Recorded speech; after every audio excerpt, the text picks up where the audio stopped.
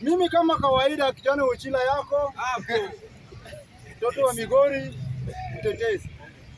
Umesikia kama mtu wa Sirara amekuja hapa ati anapinga Uchilo. Huyu ni mtu wa Tanzania, hana hata kura ya Kenya. Uchilo usikuwa na wasiwasi.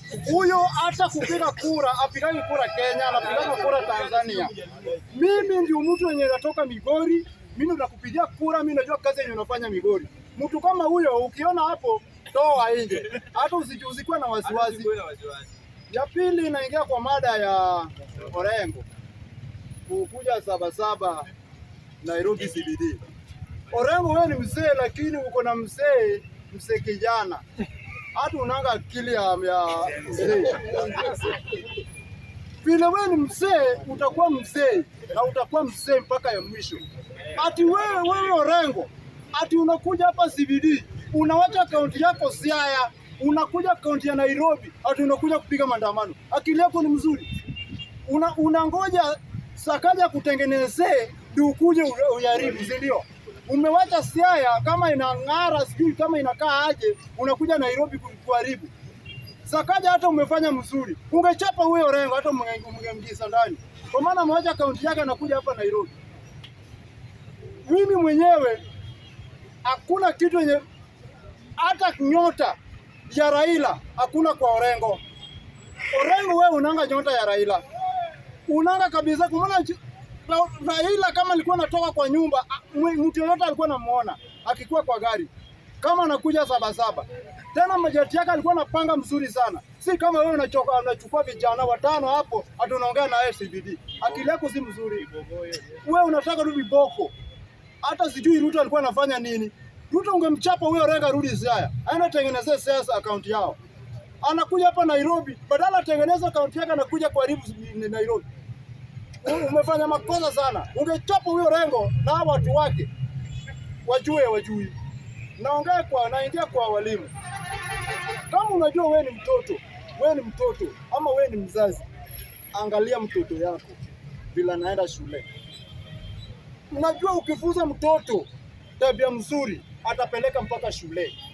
Ukimfunza mtoto tabia mbaya ataonekana hata kwa plot, hata kwa boma ataonekana. Mwalimu, mzazi, akwe baba ama mama, angalia vile unazafunza mtoto akienda shule. Si mzuri mtoto aanze vita na mwalimu. Mwalimu anafunza mtoto.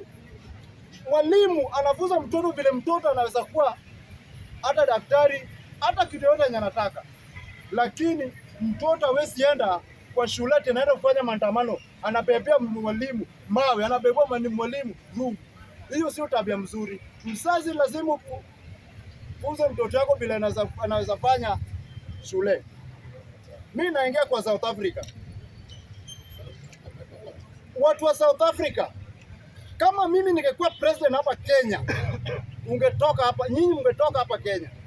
Ruto, hata wewe unaona vile president wa South Africa anafanya. Hata wewe pia toa viboko hao watoke hapa Kenya warudi kwao.